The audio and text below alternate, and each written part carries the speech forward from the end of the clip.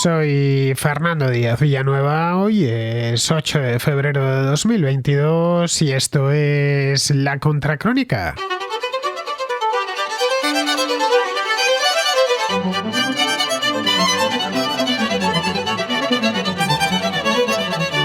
Aviones de combate estadounidenses, noruegos y británicos interceptaron el jueves pasado aviones rusos cerca del espacio aéreo de la OTAN.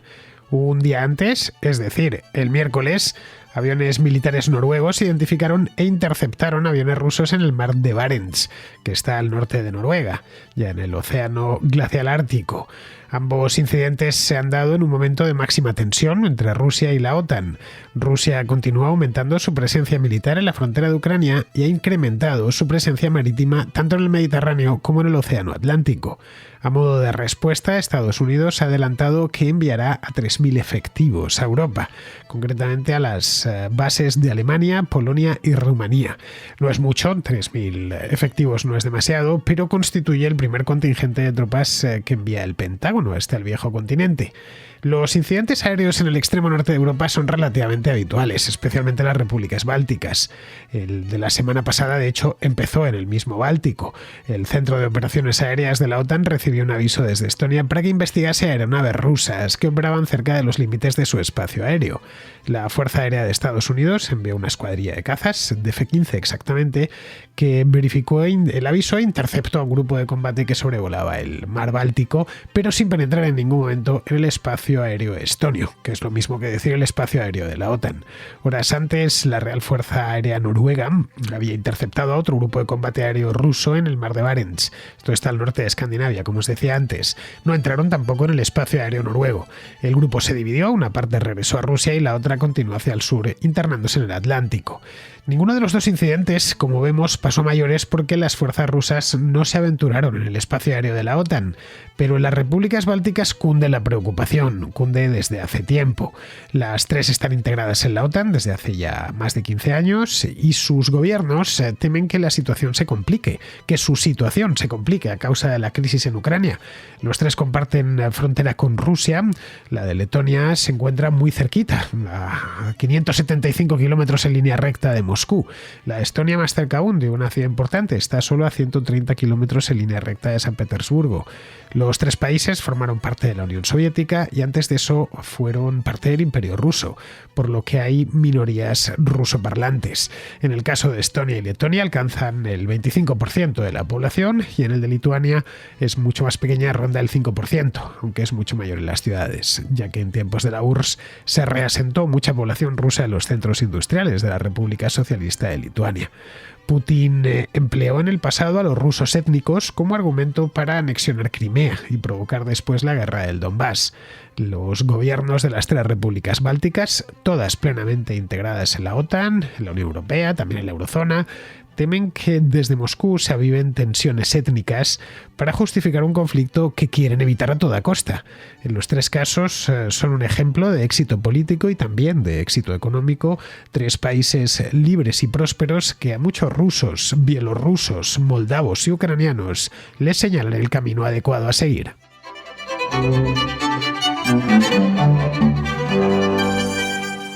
Cualquiera que conozca la historia de las repúblicas bálticas, que son tres, no debería sorprenderse de que sus gobiernos anden ahora tan preocupados por la crisis en Ucrania. Son de hecho los más preocupados justo junto al de Ucrania, obviamente, y también al de Polonia.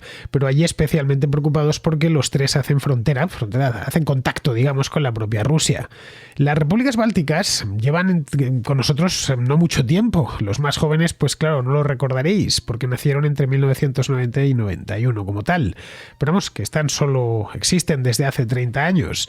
Antes de eso formaron parte de la Unión Soviética, estaban dentro de la URSS como repúblicas socialistas, había tres, con las mismas fronteras además, Estonia, Letonia y Lituania, y antes de eso formaron parte del Imperio Ruso, cuando el Imperio Ruso a principios del siglo XVIII empezó a extenderse hacia el Báltico, con motivo de la Gran Guerra del Norte que acaudilló Pedro el Grande, como os contaba en aquella contrahistoria del mes pasado. Luego, en el periodo entre guerras, es decir, entre la Primera y la Segunda Guerra Mundial, disfrutaron de unos años de independencia un tanto frágil, que se fue al traste con la Segunda Guerra Mundial. Tras el pacto de no agresión germano-soviético, el pacto Molotov-Ribbentrop del verano de 1939, vamos, que se firmó unos días antes de que comenzase la guerra, Stalin ordenó ocupar estas repúblicas y anexionarlas por la fuerza, lo mismo que la parte de Polonia que le correspondía a él. La otra parte la invadieron los alemanes. Pues ya 2 años más tarde, esto pasó en el 39, pues en el 41, también en verano, coincidiendo con la invasión alemana de la URSS, las 3 repúblicas fueron tomadas y ocupadas por los nazis e integradas no dentro del Reich, sino de una institución de las muchas que fueron creando los nazis en Europa del Este, que era el Comisariado Imperial del Este, así se llamaba, Reichskommissariat Östland, creo que era el nombre completo. Bueno, la intención de Hitler en aquel momento era que sirviesen como zona de asentamiento preferente para colonos alemanes. La población local, según tenían planificado, afortunadamente no lo llevaron a término, sería germanizada en su totalidad o exterminada en función de criterios raciales. Hicieron auténticas barrabasadas los nazis ahí en las repúblicas bálticas, en las 3, acabaron con todos los judíos que se encontraron, como os podéis imaginar. Los alemanes al final se terminaron retirando ya a lo largo del 44 con la ofensiva del Báltico, del Ejército Rojo, y fueron reocupadas por los soviéticos. Los aliados occidentales nunca reconocieron esta ocupación. Tanto en Yalta como en Potsdam pidieron que se volviese a las fronteras de antes de la guerra, aunque como se había reorganizado por completo el mapa de Europa, accedieron que a Polonia las fronteras polacas se reconfigurasen, pero no quisieron pasar por el tema de las repúblicas bálticas. Exigieron a Stalin que devolviese la independencia a Estonia, Letonia y Lituania, pero Stalin, por supuesto, que en aquel momento estaba crecido, acababa de ganar la guerra y además, ¿para qué negarlo? Era lo que pasase en ese extremo del Báltico, pues era un asunto que no interesaba demasiado ni a estadounidenses, ni a británicos, ni a franceses, así que Stalin pudo pasar del asunto sin que se lo pidiesen más veces. Se formaron entonces, en aquel momento, 3 repúblicas socialistas, para las que se definieron las fronteras actuales. Se definieron en beneficio de Rusia, es decir, hay partes de la actual Rusia que incorporan, pues son pequeñas comarcas la mayor parte de las veces, a veces ciudades como la ciudad de Pechora, que está en Rusia, pero en el periodo entre guerras perteneció a Estonia, lo mismo pasó con Letonia. Es decir, que ya que reorganizaba, pues reorganizaba a favor de Rusia. Siempre, en todos los casos, se apropió parte del territorio con el que estas repúblicas contaban antes de la guerra, lo cual, pues dentro de lo que cabe, era un mal menor, pero tampoco les devolvió ni tuvo en ningún momento intención de devolverles la independencia. El régimen soviético, como había hecho el alemán previamente, llevó a cabo una intensa política de rusificación, básicamente mediante el asentamiento de rusos étnicos en esa región, especialmente en las áreas industriales. Los planes quinquenales preveían que ciertas zonas de la costa báltica se convertirían en puertos importantes o en zonas de expansión industrial y hacían falta obreros. Le servían además a Stalin, pues de forma de presión a estas propias repúblicas, colocando rusos que se había traído del interior de Rusia, que los enviaba hasta allí. También deportó a muchos estonios, a lituanos los deportó hacia Siberia, todos los que consideraba que podían presentarle problemas en el futuro. De hecho, la actual presidenta de Estonia, que se llama Kaja Kallas, es nieta de uno de estos deportados estonios que enviaron a Siberia ya por los años 40 y 50. Bien, en Occidente, como os decía, no se reconocía la anexión, lo que dio base, y esto fue importante, dio base para mantener la continuidad jurídica de las repúblicas de preguerra. Es decir, cuando la Unión Soviética empezó a deshacerse, pues esas autoridades locales, en muchos casos lo que hicieron, pues fue pasar del Partido Comunista y se convirtieron en independentistas estonios o en independentistas letones o lituanos, fue reclamar esto mismo. Nosotros realmente nunca hemos formado parte de manera legítima de la Unión Soviética, por lo tanto nos asiste todo el derecho del mundo a independizarnos. A eso mismo se agarraron.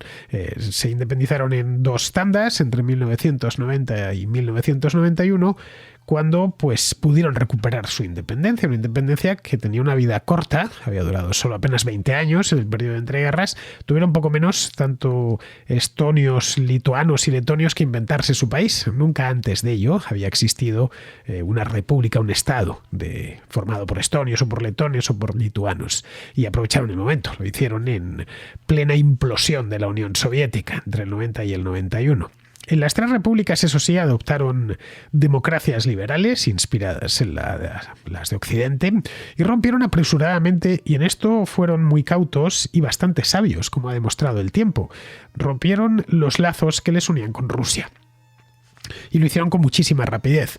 Sus gobiernos, a partir de ahí y a partir del año 91, se afanaron en practicar un montón de reformas liberalizadoras de todo tipo, trataron de buscar asesores occidentales que les recondujesen la economía. También es verdad que son países pequeños, y se afanaron también en integrarse en el concierto europeo lo antes posible. Así, en el año 2004, por ejemplo, ingresaron en la OTAN, y en la Unión Europea lo hicieron en ese mismo año, las tres repúblicas, de golpe. En 2007 entraron en el espacio Schengen, y entre 2011 y 2015 adoptaron el euro como moneda. El primer país que entró en el euro fue Estonia, si mal no recuerdo, hace poco más de 10 años, en 2011, y el último en entrar fue Lituania, que lo hizo en 2015. De hecho, esta de Lituania ha sido la última ampliación del euro. El último país que entró en el euro fue Lituania. Bien, esto les convirtió, estando ya en la OTAN, en la Unión Europea, en la eurozona, en Schengen, les convirtió en países plenamente occidentales, estando en Oriente, pero plenamente occidentales, pero eso sí, en las mismas puertas de Rusia. Son los tres países poco poblados, no muy grandes, de hecho son pequeñitos. Es para el que no está entrenado con la geografía de Europa, le cuesta distinguir una de la otra. Están de manera una encima, tal cual, parecen tres fichas colocadas de arriba a abajo. La más al norte es Estonia, en el medio está Letonia y abajo está Lituania. Lo digo como recordatorio, como truco memotécnico, por si acaso alguna vez os piden que señaléis dónde está Letonia, ¿qué puede suceder?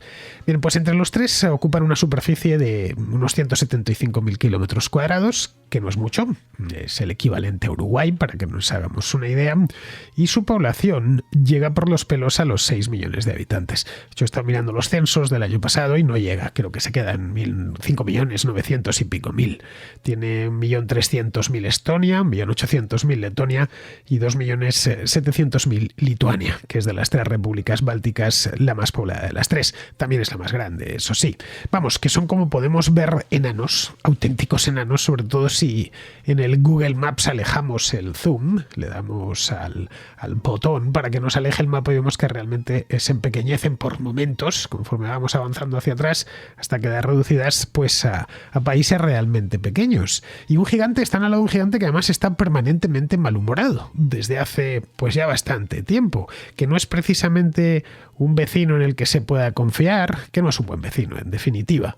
Esto lo pudimos ver hace unos meses, caray, no tenemos que irnos muy lejos, cuando estalló la crisis migratoria en la frontera con Bielorrusia. Esto sucedió, pues nada, el año pasado. Hice hasta un par de programas sobre este mismo tema.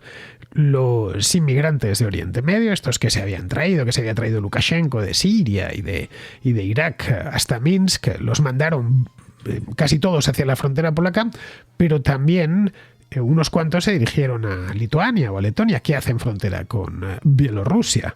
Los gobiernos de estas dos repúblicas, y por supuesto la de Polonia también, tuvieron que enviar soldados a la frontera para protegerla. Vamos, que como veis, y ahora que os he hecho un repaso rápido sobre su historia y por qué son lo que son y están como están, pues es fácil entender por qué sus gobiernos están tan preocupados. Yo, si fuese estonio o letón o lituano, también lo estaría. Su problema existencial, el que tienen desde que nacieron como repúblicas, en el año 91, pero podríamos irnos a los años 20, al periodo entre guerras, es la cercanía del gigante, la cercanía de Rusia. Y del gigantito, del cliente por antonomasia de Rusia en esa zona que es Bielorrusia, que es una extensión de facto de la propia Rusia. Hace un par de meses, esto fue a finales de diciembre, el día justo antes de Navidades, no llega a 2 meses, los gobiernos de Estonia, de Letonia y de Lituania emitieron de hecho una declaración conjunta. Se reunieron, tuvieron una cumbre en Kaunas, que es la segunda ciudad de Lituania, después de Vilna, la capital, y allí, emitieron un comunicado un tanto incendiario, sobre todo en el momento. Hoy ya, la verdad es que el tiempo les ha dado la razón. Pidieron a sus aliados, tanto los de la OTAN como los de la Unión Europea, pidieron un enfoque conjunto, y esto es literal, para contrarrestar los intentos de Rusia y de Bielorrusia de desestabilizar la seguridad europea. Como vemos, fueron proféticas las palabras criticaron abiertamente la propuesta rusa de establecer áreas de influencia en Europa y de negar el derecho de los países soberanos a determinar su propio futuro. Vamos, que estaban viendo que si se les respeta el área de influencia, pues Moscú puede decir que el área de influencia es Estonia, porque queda a 130 kilómetros de San Petersburgo. Alertaron también sobre y esto sí que fue profético, porque estaban antes de las Navidades alertando de la concentración de fuerzas militares rusas en la frontera de Ucrania y que eso iba a traer problemas, como los trajo pues unas semanas más tarde. Bien, esto insisto, fue un mes antes de que estallase el conflicto, inundando ya de paso la prensa de todo el mundo. Estaban, digamos, aplicándose el viejo refrán, tan español, que dice de que cuando las barbas de tu vecino veas cortar por las tuyas a remojar. Vamos, lo que no quieren los bálticos es que les corten la barba.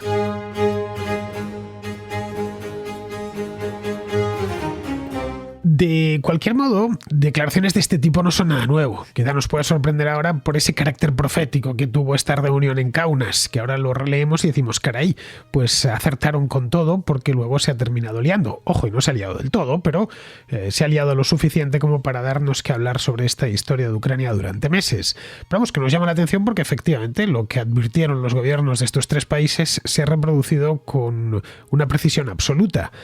Pero no es la primera vez que lo hacen. Las repúblicas bálticas desconfían de Rusia desde siempre. Tienen muy presente la ocupación soviética y la época de la URSS y todo lo que trajo. Y no trajo nada bueno ni para los estonios, ni para los lituanos, ni para los letones, salvo para la gente que vivía del partido, ahí obviamente. Pero en esencia trajo colectivizaciones, trajo represión, trajo deportaciones masivas a Siberia, trajo anulación cultural, trajo asimilaciones por la fuerza. En fin, que es una época de su historia que preferirían olvidar, pero prefieren no hacerlo porque ciertas cosas es mejor no olvidarlas. De hecho, bien mirado ahora ya desde pues con 60, 70 u 80 años de distancia, fue un milagro que consiguiese subsistir culturas pequeñas como la Estonia, por ejemplo, lo que demuestra que los estonios se esforzaron muchísimo en mantener su lengua y mantener sus costumbres. También fue un milagro, y esto a 30 años vista, que consiguiesen independizarse del modo en el que lo hicieron. Bueno, solo pudieron hacerlo porque la URSS se estaba desintegrando y aprovecharon esa ventana de oportunidad. De no haberse producido un cataclismo similar, pues hoy estoy convencido que seguirían de un modo u otro vinculadas a Rusia, como le ha pasado a Bielorrusia o la propia Ucrania, no digamos ya a las ex repúblicas soviéticas del centro de Asia. De haberse consolidado en Rusia, que hubiera sido lo deseable, una democracia liberal, las relaciones seguramente serían buenas, pero no ha sucedido eso, como os contaba el mes pasado. Eso hubiera sido lo ideal, lo perfecto, pero no ha sucedido y uno tiene que mirar a la realidad como es, no como le gustaría que fuese. Vladimir Putin no solo aborrece el sistema político que impera en las repúblicas bálticas, que es similar y asimilable al que hay en cualquier país de Europa occidental.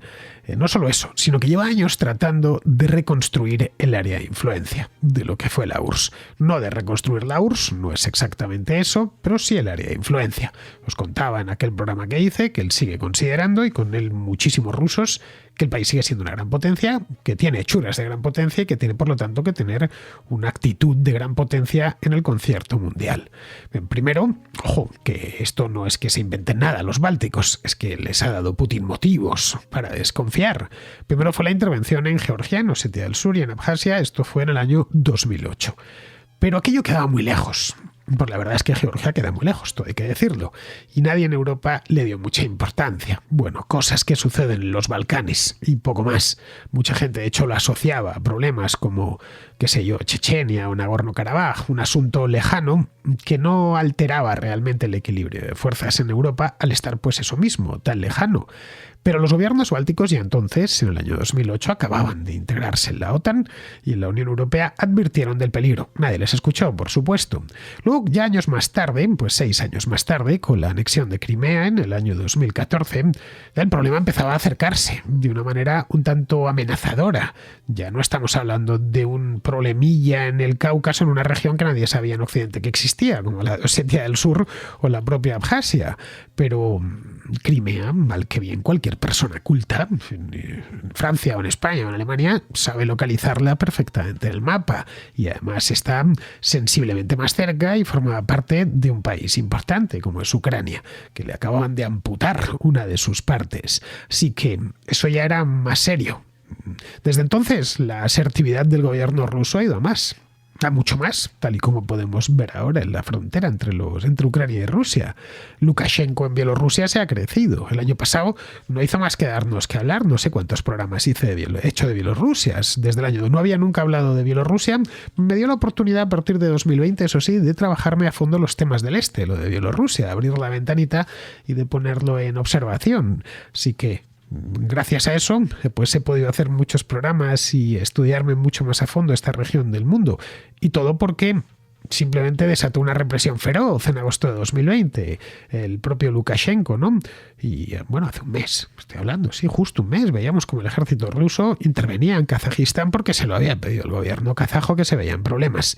Vamos, que Putin está empleando esta organización que os comentaba en aquel programa sobre Kazajistán, la Organización del Tratado de Seguridad Colectiva, que reúne algunas de las ex repúblicas soviéticas, lo está empleando como herramienta para mantener el área de influencia bajo control.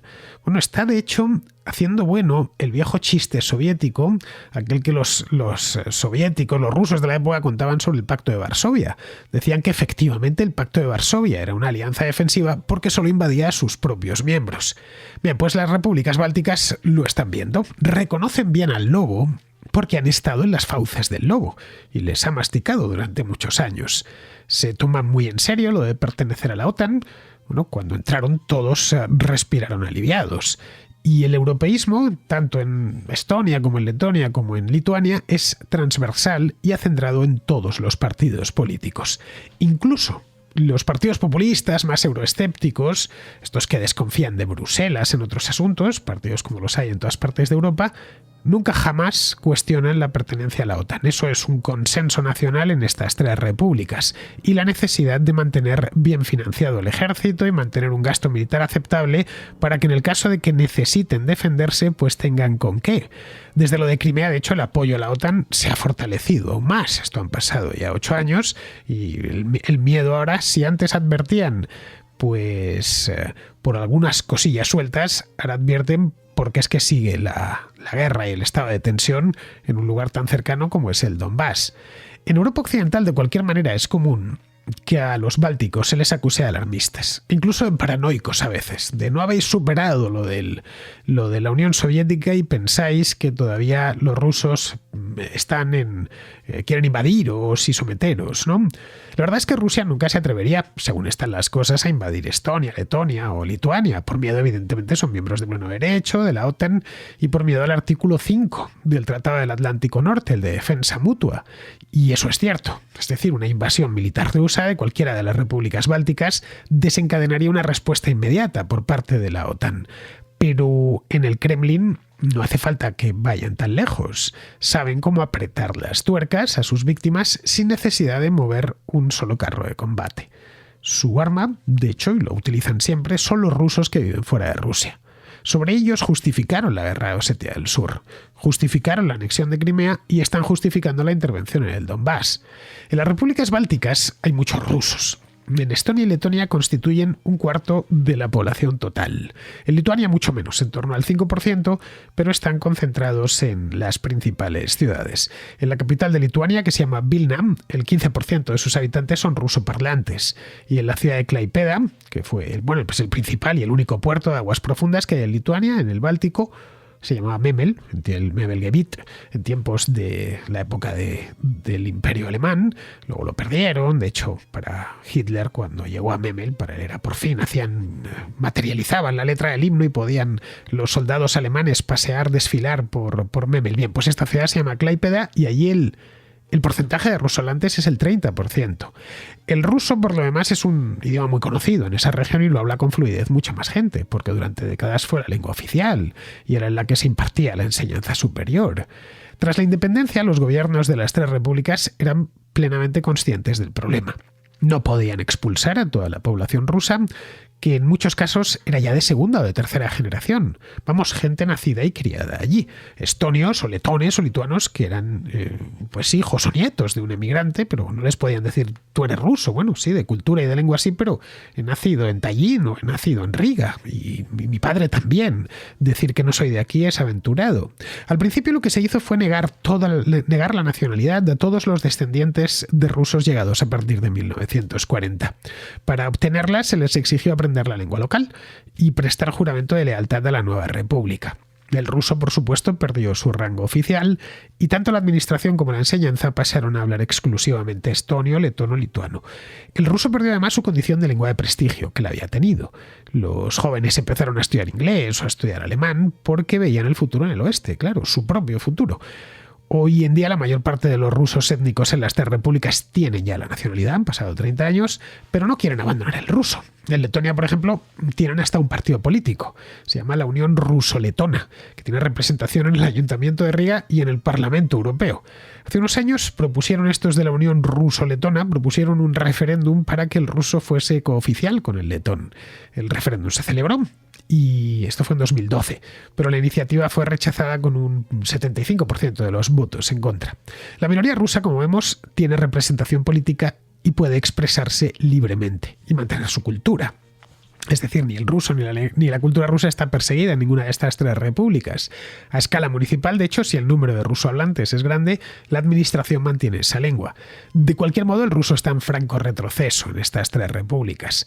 En Estonia, los rusos étnicos pasaron de ser 475.000 en 1989 a los 322.000 actuales. Eso es un 32% menos. En Letonia pasaron de los 900.000 que había en 1989 a los 485.000 actuales, un 45% menos. Y en Lituania, de 345.000 que había en 1989 a 140.000 en este momento. Eso es un 60% menos. Unos volvieron a Rusia y otros simplemente pues, se han ido aclimatando a la nueva realidad política. La verdad es que para un joven letón o un joven estonio de origen ruso, ya educado en la lengua local, es más práctico y conveniente aprender inglés y hacer un Erasmus en Francia, que mirar hacia la tierra de sus antepasados que ni conoce ni pues en algunos casos tendrá la intención de conocer. Pero bueno, a pesar de ello, Putin emplea a estas minorías como argumento, su argumento estrella. Dice ser defensor de sus intereses al tiempo que denuncia el maltrato o el presunto maltrato que las autoridades bálticas infligen a los rusoparlantes. Busca en definitiva desatar un conflicto interno que justifique una invasión, como sucedió, o al menos una intervención directa, que como sucedió en Osetia o en Crimea. Es más complicado que se salga con la suya, porque en el Báltico reina la prosperidad, que es un poderoso antídoto contra el veneno identitario.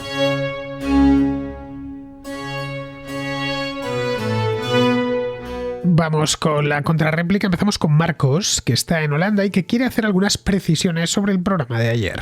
Y te llamo para dejar un comentario respecto al último episodio de la Contracrónica, El circo en el Congreso, que hablaba sobre la polémica aprobación de la última reforma laboral. Y son principalmente para criticar 3 puntos de la exposición que hizo la compañera Irene González a lo largo del capítulo. En primer lugar, en un punto del desarrollo del tema, pues parece que se vio como un punto negativo o expuso como un punto negativo que este acuerdo se alcanzase entre el Partido Socialista y con el acuerdo con los agentes sociales, tanto con la COE como con los sindicatos. Y especial gracia me hizo que destacó que la COE, parte de su financiación es a través de fondos públicos.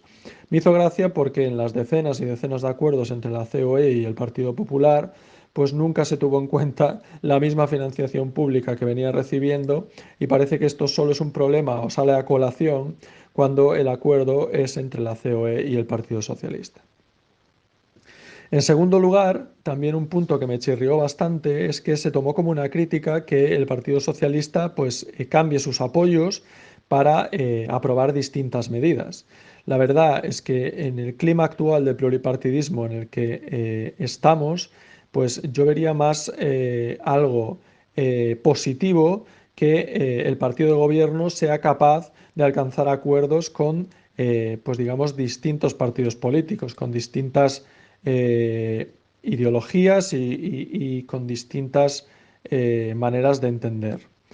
porque, bueno, yo creo que es el clima político que nos toca de aquí en adelante, que el bipartidismo no va a volver, y no vería algo criticable, pues digamos que el partido de gobierno, pues que sigan adelante sus iniciativas y sacarlas adelante, pues busque los apoyos necesarios. Igual que esto, pues el Partido Popular puede buscar apoyos para presentar una moción de censura y pues desalojar a Pedro Sánchez del gobierno. Si no lo hace, pues obviamente es porque no puede, y eso pues es como funciona o como debería funcionar un sistema democrático. Y el último punto, el tercer punto, es pues que en un momento también de la discusión pues soltó un chascarrillo sobre la tesis de Pedro Sánchez. Entonces, pues bueno, la verdad que cuando estamos escuchando un programa como es La Contracrónica, pues lo que no me espero tampoco es encontrarme con fake news, ¿vale? Se vuelve a dar otra vez bombo a la querella de Vox sobre el plagio de la tesis de Pedro Sánchez, cuando ya sabemos que hay una sentencia del Supremo que descarta el plagio de la tesis de este señor. Con lo cual, la verdad que darle bombo a una fake news del partido Vox, pues la verdad es que no me parece, la verdad, muy indicado en un programa con la calidad del que haces habitualmente. Y estos son los tres puntos que quería destacar, que me chirriaron un poquito a la hora de escuchar el episodio. Y nada más, darte las gracias por el trabajo que haces a diario, y desde aquí pues seguiremos escuchándote en todos tus proyectos. Un saludo. Bueno, Marcos, lo que hizo ayer Irene fue expresar su opinión libremente dentro de mi programa, de la misma manera que lo estás haciendo tú ahora. Si estuvieses aquí en el estudio, pues lo mismo, podrías hablar y yo te escucharía. Ella era la invitada y claro, por lo tanto mi obligación era que pudiese transmitir todas sus ideas y sus interpretaciones, que por algo la invité, caray. Algunas de esas ideas las comparto y otras obviamente pues no las comparto. De las tres precisiones que me haces, la última, la del doctorado de Pedro Sánchez, pues creo que es un detalle sin importancia. A ver, fuese o no fuese plagiado, es un doctorado francamente mejorable, a poco que te hayas sumergido en sus páginas, que por cierto son públicas, puedes descargarte el doctorado, está disponible en internet. La primera de las precisiones es más sustanciosa, ya que va al meollo de la cuestión. A ver, yo me limité a decir que Podemos se tuvo que tragar un sapo al ir de la mano con Ciudadanos para sacar adelante esta reforma laboral, que por lo demás es muy parecida a la de Mariano Rajoy en 2012.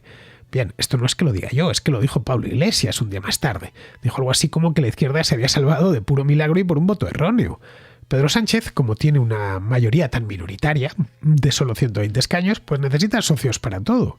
Uno lo tiene bien amarrado, que es Podemos, en el gobierno, pero aún le faltan 21 escaños para llegar a la mayoría absoluta.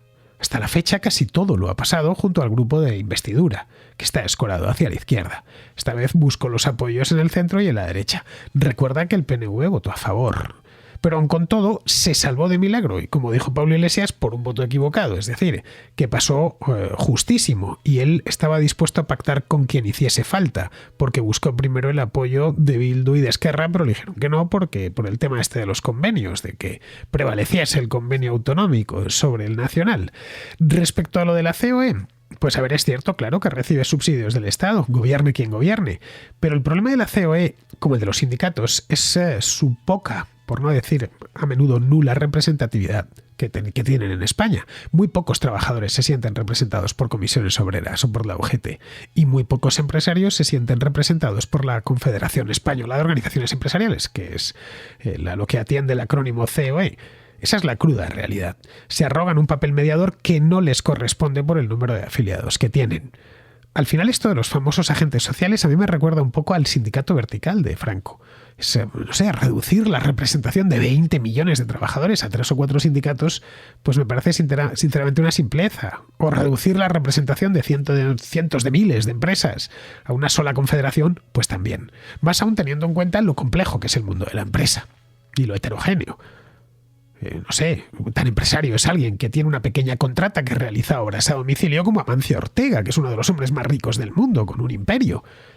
Presumir una comunidad de intereses entre Amancio Ortega y el dueño de esa contrata es que es un tanto arriesgado. Con los trabajadores pasa algo parecido, No tienen los mismos intereses un trabajador de 21 años que uno de 64. Tampoco un trabajador urbano que uno rural. O un trabajador del sector siderúrgico con uno del sector pesquero. La sociedad, Marcos, se ordena mejor cuando se hace de manera espontánea y desde abajo. Cuando las leyes se construyen desde abajo y no desde arriba, que es la manera en la que se suelen hacer las leyes en España y por extensión en prácticamente toda Europa, pues sucede lo que sucede, son dictados. Bien, esto trasladado al ámbito laboral significa que cualquier convenio de empresa debería prevalecer sobre un convenio colectivo sectorial. Bien, si te fijas, los sindicatos lo que quieren es lo contrario. Bien, seguimos con Francisco, que nos habla de la moneda de Facebook, que se llama ahora, o se llamaba, mejor dicho, porque ha desaparecido, Diem, y que hasta hace un año y pico se llamaba Libra. Hola Fernando, se certifica que la moneda de Facebook, Diem, Libra, llámalo X, era un gran fracaso, como te dije hace varios meses, cuando hablaste en tu programa sobre el universo paralelo que quiere montarse Facebook, que me parece, sinceramente, no veo el escenario en el que eso tenga éxito. ¿Por qué no veo el escenario en el que tenga éxito? Primero por el historial de desarrollo de Facebook. A ver, Facebook no ha hecho otra cosa, no ha hecho otro software, no ha hecho otro servicio que tenga éxito más allá de Facebook. Instagram no lo han hecho ellos, simplemente lo compraron. WhatsApp no lo han hecho ellos, simplemente lo compraron. Y todo lo demás que han hecho Facebook ha sido monetizar su red social de manera que le dé dinero. Pero realmente no han tenido grandes inventos. Por poner un ejemplo, comparemos sus éxitos con, por ejemplo, otro proveedor de servicios como Google, que tiene soluciones como el Google Maps o el buscador o Google Fotos o Drive, es decir, tienen muchísimos servicios exitosos. Son diferentes servicios que han hecho ellos desde cero o que lo han plagiado de otros, pero que al menos lo han hecho ellos y han funcionado. Y vaticino que fracasará porque, como todo mal proyecto social o tecnológico, si no se hace de abajo arriba, siempre fallará. De poco importa que la gran cabeza de Zuckerberg piense que necesitamos un metauniverso. Si la gente no demanda ese servicio fracasará. Si algo no te ofrece algo beneficioso para tu vida, ese proyecto tecnológico o social fracasará, como lo hicieron los socialistas. Y bueno, pues este es mi punto de vista sobre el metauniverso de Facebook y sobre su moneda, que no sirvió para nada. Pues me parece un comentario muy atinado, Francisco, muy en tu línea. A ver, Facebook, por si no lo sabéis, abandonó el proyecto Diem, el proyecto Libra, hace poco tiempo, no sé, apenas unas semanas, esto fue en el mes de enero, después de estar dándonos la paliza con ello desde junio de 2019, si mal no recuerdo, creo que fue así a mediados de 2019. Le dediqué, de hecho, un programa al tema en aquel entonces, a principios del verano de 2019. Vamos, que la cosa ya va para 3 años. No tenía yo mucha confianza en él y efectivamente Facebook nos ha venido a demostrar lo que dices, que no ha ido a ningún sitio. Pero vamos, que es que no hay apenas un solo proyecto propio de Facebook que funcione más allá de las adquisiciones que han ido realizando a lo largo de los últimos años. Tienen un problema serio con la innovación. A diferencia de Google, donde llevan más de 20 años creando servicios nuevos, unos funcionan y se mantienen y otros pues se quedan en pruebas y cuando no funcionan los eliminan. Hay unos cuantos en el cementerio de Google. Recordarás Orkut, por ejemplo, que no les salió y terminaron por abandonarlo. Bueno, el Google Reader, del que yo fui gran usuario hace años porque me permitía ordenar la lectura de todos los blogs que seguían aquella época. En Facebook han preferido ir comprando grandes ideas de otros. El caso más claro es Instagram o WhatsApp, e ir mejorándolas, o a veces empeorándolas. Pero efectivamente, lo único que han hecho bien, al menos comercialmente bien, es la propia plataforma Facebook, que como bien sabes, no está en su mejor momento. Ha perdido pues, unos cuantos usuarios a lo largo, no muchos, pero claro, es la primera vez que sucede, a lo largo del último mes, y se han encendido las alarmas en su sede central y bueno, y en la bolsa también. El batacazo que se han dado es de órdago. La acción se ha dado un castañazo ontológico, no sé si lo has visto. Ha pasado de valer $320 que estaba, 20 o 25 dólares que estaba, pues nada, la semana pasada, pues lo acabo de mirar, a 224, está cotizando en este preciso instante. Caray, $100. Les ha envejecido el público de la plataforma, vamos, que son pocos los jóvenes que tienen Facebook y además los escándalos les persiguen. Les va a hacer falta mucha imaginación para salir de todos los agujeros en los que se han metido. Bien, pues vamos ahora con Pizarro, que tenemos hoy doble dosis. Hoy, como siempre que Pizarro nos manda 2 mensajes, somos afortunados. Nos habla primero de Boris Johnson y luego del circo que se montó en el Congreso de los Diputados el jueves pasado. Imaginar que los políticos no ponen siempre su interés personal, los intereses del partido, los intereses creados, por delante del interés general, que es algo que definen ellos para aplicar a la masa de votantes afectos y desafectos, es un ejercicio de ingenuidad. Los ciudadanos británicos, como todos los ciudadanos del mundo que sufren los comportamientos de sus políticos, descuentan su ínfima catadura moral. Cuando les pillan en alguna de sus fechorías cotidianas, son sus colegas correligionarios u opositores los que saltan como hienas, no para restablecer la moralidad, sino para poder practicar su inmoralidad con juramentos de no hacerlo y de que no les pillen cuando la ejerzan. A Boris, la gente de bien le mira con asco y la clase política con hambre. Un cordial saludo de Pizarro. Los demócratas exigen que respetemos lo que quieren hacer con nuestra vida, y yo personalmente tan solo respeto lo que quieran hacer con la suya. Los demócratas creen que sus representantes pueden realmente representarles. Los demócratas creen que sus representantes tienen el bien común entre sus prioridades. La votación en el Congreso de la Reforma Laboral debería convencer a todo demócrata de que la democracia puede que sea el mejor sistema posible. Pero lo que es seguro es que es un sistema que por sus premisas falsas y su corrupción moral pone a gobernar a ineptos interesados con las consecuencias perfectamente constatables. Parlamento de chiste y gobierno de chiste manejando la seriedad de nuestras vidas. La discusión del caso serán pavesas y la realidad, con este y con cualquier otro gobierno, la misma. Un cordial saludo de Pizarro. Y hasta aquí, queridos amigos, llega la contracrónica de hoy, que es 8 de febrero, y mañana será 9, y por supuesto habrá contracrónica. Hasta mañana.